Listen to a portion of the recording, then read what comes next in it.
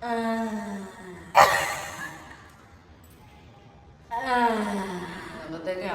चाहिँ कसले गर्यो उहिले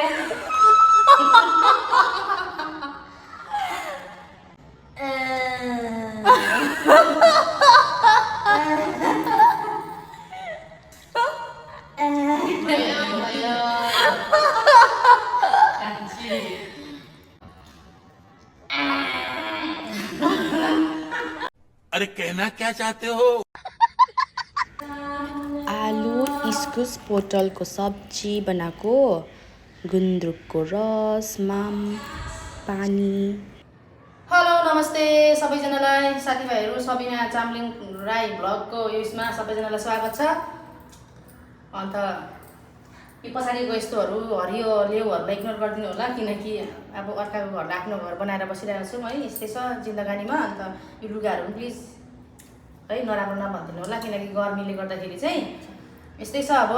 अन्त आज चाहिँ यो चाहिँ किन बनाएको भन्दाखेरि चाहिँ लास्ट अब होइन, यो चाहिँ हाम्रो आमाको एकदमै हाम्रो लागि चाहिँ स्पेसल हो नि त। यो चाहिँ हाम्रो आमाको हातको चाहिँ यो गुन्द्रुक सिन्कीहरू चाहिँ एकदमै दामी हो क्या। यो गुन्द्रुक चाहिँ यो के को भन्दाखेरि नि फेरि कतिजनालाई थाहा नहुनुसक्छ, यो हाम्रो आमाले सबै चिजको गुन्द्रुक बनाउनु हुन्थ्यो कि चाहिँ बन्दाकोपीको। यो चाहिँ आमा खस्नुभन्दा 15-16 दिन अगाडिको है, 15-16 दिन अगाडिको त्यो बन्दाकोपीको भ्लग पनि छ योसँग युट्युबमा सबिना चामलिङ भ्लग है, त्यसमा अन्त तपाईहरु हेर्न सक्नुहुन्छ हैन। अन्त यो चाहिँ मैले घरमा लास्टमा आमाको त्यो कामहरुमा पनि यो गुन्द्रुक चलाउँदै थियो अनि मैले अब आमाको हातको यति नै एउटा गुन्द्रुक भनेर चाहिँ मैले भाउजूलाई लान्छु नि, भाउजू यो चाहिँ ल नचलाइदिनु न भनेर अलिकति चाहिँ लिएर आएको थिएँ नि त घरबाट। अनि आज चाहिँ यिनीहरूले बनाएछ, अस्ति पनि खाएको थियौँ। अब थोरै मायाले गर्दा क्या त थोरै इलिको पनि यस्तो दामी छ कि अब स्वाद बेग्लै।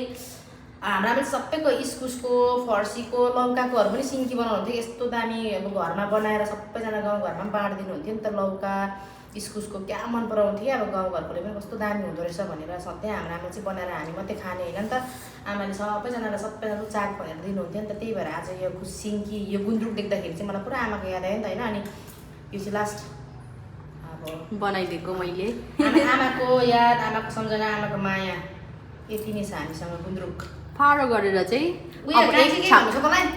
अब एक छाक राखेको छु। देखा त यो जहिले घुम्नुपर्छ रिसाउँछ फेरि अहिले। बाई बाई चाहिँ यस्तै छ जिन्दगानीमा, हाँस्नै पर्छ। टाढा कस्तो नराम्री निक्लेको छाक होइन स्वर्गकै परिजनले लेख्छ त आमालाई। आमाले मलाई यतिको स्वर्गको परिजनलाई चाहिँ के म राम्रो दिनु छ। अब म चाहिँ लास्टमा के भन्न चाहन्छु भन्दाखेरि चाहिँ नि मलाई चाहिँ लाग्छ अब हाम्रो आमाले जस्तो यस्तो दामी गुन्द्रुक चाहिँ अरू कसैले पनि बनाउनु सक्दैन जस्तो लाग्छ मलाई चाहिँ। किनकि अब होइन सबैजनाले बनाउँछ गुन्द्रुक होइन, अन्त बेग्लै स्वाद हुन्छ, सबैको डिफ्रेन्ट टेस्ट आउँछ। अब कतिको अमिलो च्वाक अमिलो हुन्छ, अब अमिलो हुँदामै दामी रहेछ त्यस्तो भन्छ, तर त्यो अमिलो पनि टेस्ट हो। तर नि हाम्रो चाहिँ आमाको चाहिँ अब हुन्छ नि गुन्द्रुक भन्नाले यस्तो अर्कै डिफ्रेन्ट टेस्ट हुन्छ त्यसमा चाहिँ।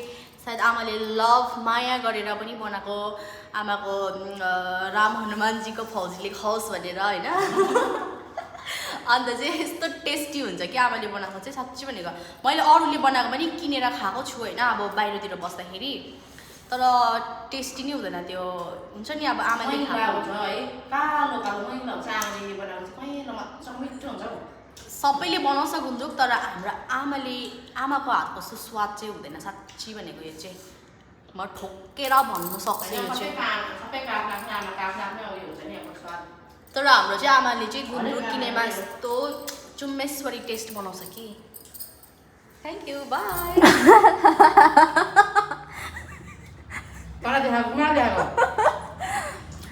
मैले चाहिँ यो गुन्द्रुक चाहिँ त्यही कारण चाहिँ तपाईँले पनि खाओस् भनेर चाहिँ अरू बेला 2 जना मात्रै हुँदा नबनाएको क्या, तपाईँ पनि खानु पाओस् भनेर चाहिँ 3 जना हुँदाखेरि साँच्ची मैले सोचेरै सम्झेरै मैले राखेको त त्यो गुन्द्रुक। धेरै धेरै धन्यवाद यति सम्झिदिएकोमा। ल्याउनु त अब तपाईँले लिएको होइन, तर अब के हो अरू बेला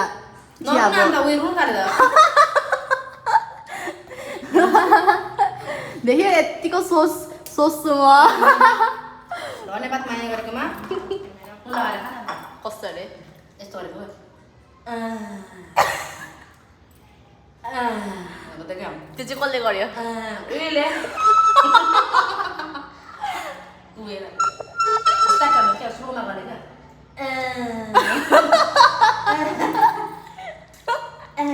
भयो त्यसरी चाट्न भनेको हो त्यसरी चाट्थ्यो क्या